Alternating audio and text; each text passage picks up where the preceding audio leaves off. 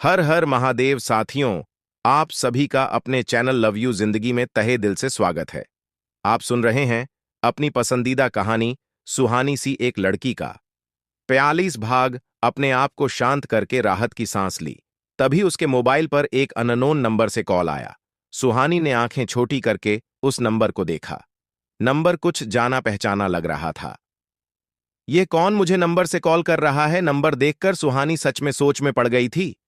Number जाना पहचाना लग रहा था, लेकिन किसी का नाम नहीं दिख रहा था, क्योंकि उसके घर में जितने भी फोन थे सबके नंबर उसके फोन में सेव थे। हो सकता है आदर्श जी या मम्मी जी का हो। वैसे भी अभी तक मेरे पास आदर्श या मम्मी जी का नंबर कहाँ है? अब यह भी तो मेरा ही परिवार है। चल सुहानी, फोन उठा ले और बात कर ले। अपने नए परिवार से सबसे पहला काम तुझे यह करना है कि सारे घर वालों के नंबर लेकर अपने फोन में सेव करने हैं, वरना मुश्किल हो जाएगी। ये लोग इतने खुले दिल से तेरा स्वागत कर रहे हैं, तुझे कम से कम अपने फोन की डिक्शनरी खोलकर उनका स्वागत तो जरूर करना चाहिए। सुहानी ने फोन उठाकर अपने कानों से लगा लिया। उधर से एक दिल फरेब सी आवाज आई। कैसी हो माही? सुहानी लाखों की भीड़ में भी पहचान सकती थी। इसमें कोई शक नहीं था कि उधर से अमित था। सुहानी का दिल धक धक से रह गया था। ए बाबा जी, ये क्या सियापा हो गया? मैंने तो अमित को अपना ये नंबर दिया ही नहीं था, और जिस नंबर से मैं उससे बात करती थी वह नंबर तो मैंने उसी दिन लास्ट टाइम अमित से बात करने के बाद तोड़ दिया था। तो फिर अमित को यह मेरा नंबर कैसे मिला? नहीं नहीं, अमित के पास मेरा यह जनरल वाला नंबर नहीं हो सकता। जरूर मुझे कुछ गलत फहमी हुई है। तेरे दिमाग में लगातार अमित चल रहा है और तेरे कान बार बार अमित का नाम सुन रहे हैं, इसलिए कानों को उसके आवाज की ही गलत फहमी हो गई है। इस तरह से झटका खाकर तो मैं खुद अपना कॉन्फिडेंस लेवल डाउन कर लूंगी और अपने ही मुंह से सबके सामने अपनी प्रेम कहानी कबूल लूंगी। रिलैक्स हो जा सुहानी, रिलैक्स हो जा। तुझे हड़बड़ में कोई भी काम गड़बड़ नहीं करना है, वरना सारी जिंदगी के लिए रेस्ट वेस्ट हो जाएगा। सुहानी ने अपने कान से फोन उठाकर अपने आंखों के सामने किया। लास्ट के 2 नंबर ने उसके सबको यकीन में बदल दिया था कि यह अमित का ही नंबर है। अब तो सुहानी के दिल की धड़कन बुलेट से भी तेज चलने लगी। क्या हुआ माही? कुछ बोल क्यों नहीं रही हो? क्या अब मैं तुम्हारे लिए इतना पराया और गैर जरूरी हो गया हूं कि तुम मुझसे बात करना भी नहीं पसंद करती? प्लीज सुहानी, मेरी बात सुनने की कोशिश करो ना, मुझे एक मौका तो दो। अमित लगातार उधर से कह रहा था। अमित की ट्रेन अभी तक वहीं पर अटकी थी, लेकिन सुहानी की ट्रेन तो बुलेट की स्पीड में बहुत आगे निकल गई थी। अमित अभी तक माही के साथ अपनी जिंदगी बिताने के सपने देख रहा था, और सुहानी तो यहां पर शादी करके किसी और की पत्नी बन गई थी। यह बात दिमाग में आते ही सुहानी का दिल कुछ दुख और कुछ गुस्से में भर गया। अमित की बेचैनी उसके शब्दों से महसूस करके सुहानी को दुख लग रहा था, और वही अमित अभी तक उसका पीछा नहीं छोड़ रहा था। इस कारण उसे गुस्सा भी आ रहा था। कौन सा मौका चाहते हो तुम? सुहानी ने खुद को संभालते हुए कुछ गुस्से में पूछा। अब वो अमित को कोई भी आशा या आश्वासन की डोर नहीं थमाना चाहती थी, जिससे कि अमित को इन सब चीजों से निकलने में समय लगे और सुहानी को आगे बढ़ाने में मुश्किल हो। इन सब के साथ साथ उसकी नजरें आसपास देख रही थीं। किसी वक्त भी सीमा जी या फिर आदर्श कोई भी आ सकता था। मुझे एक बार मेरी सफाई में कुछ कहने का मौका तो दो माही। कम से कम एक बार मेरी बात तो सुन लो, मेरी मजबूरी तो समझो। मुझे एक मौका तो मिलना चाहिए ना। अमित ने लगभग मिन्नत करते हुए कहा। अमित, मैंने तुम्हें मौका दिया था, लेकिन तुम खुद ही समय पर नहीं आए थे, और अब समय बहुत आगे निकल चुका है। मैं चाहकर भी पिछला वक्त वापस नहीं ला सकती। तुम्हारी और मेरी दोनों की भलाई इसी में है कि उस गुजरे हुए वक्त को वहीं छोड़कर हम उसे मोड़ से आगे निकल जाएं। सुहानी ने 2 टूक कहते हुए बात खत्म कर दी।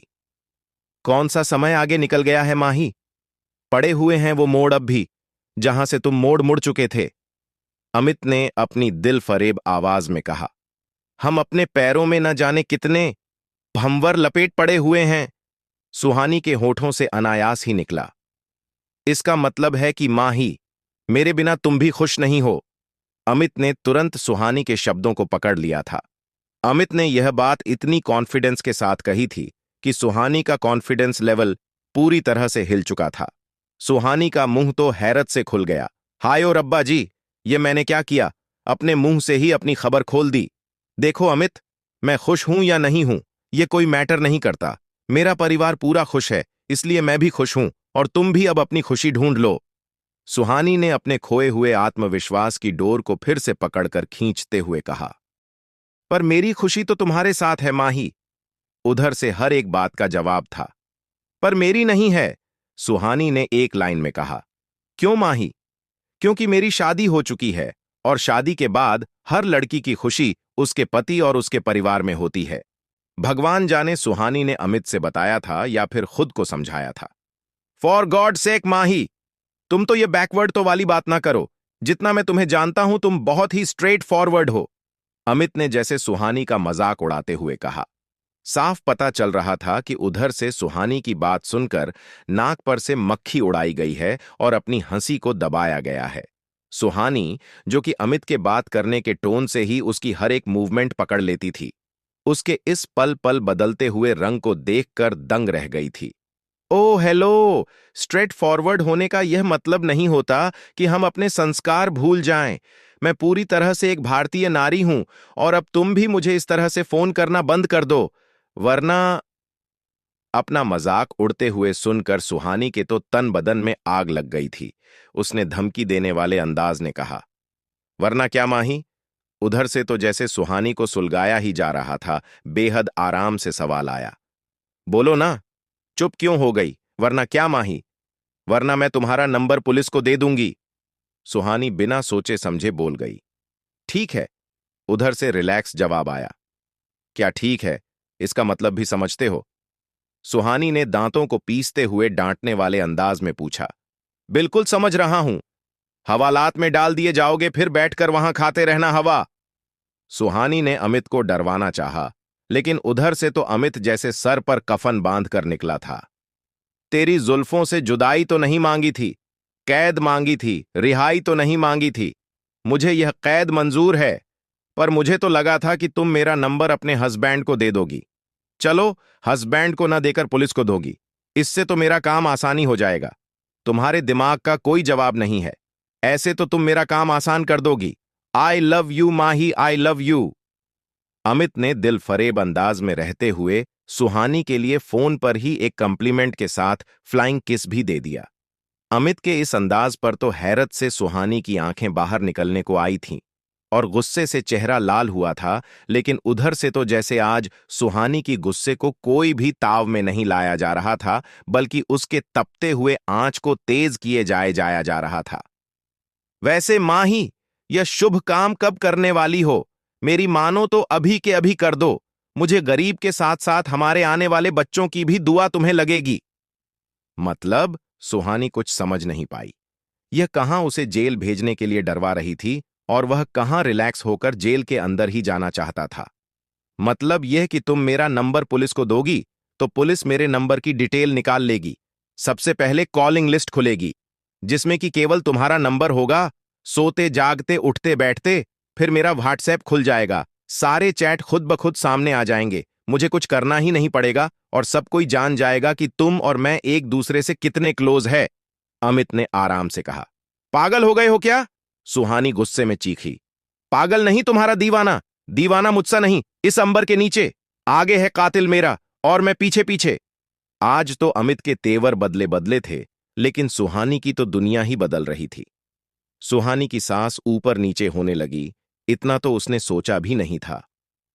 हे बाबा जी, ठीक ही कहा जाता है कि कर्म पीछा नहीं छोड़ते। देखो अमित, प्लीज इन सब चीजों को खत्म कर दो। अब सुहानी रोने रोने हो गई थी। क्या हुआ माही? रोने क्यों लगी? सुहानी को रोते हुए पाकर अमित उधर तड़प सा गया था। रोऊं नहीं तो क्या करूं? तुमने मुझे हंसने लायक छोड़ा ही कहां है? अब तो सारी दुनिया मेरे ऊपर हंसेगी। सुहानी मुंह बनाते हुए बोली। तो इसका मतलब तुम मानती हो ना कि मैं तुम्हारी जिंदगी में इंपॉर्टेंस रखता हूं? अमित ने पूछा। अब तो सुहानी से ना हां कहा जा रहा था, ना बोला जा रहा था। तभी अचानक उसके पीछे से किसी ने उसके कंधे पर हाथ रखा। सुहानी उछलते हुए खड़ी हो गई। पीछे आदर्श था। यह एपिसोड आपको कैसा लगा, कमेंट करके जरूर बताएं। आपके कमेंट ही अगले भाग की शीघ्रता निर्धारित करेंगे। मिलते हैं अगले भाग के साथ। हर हर महादेव।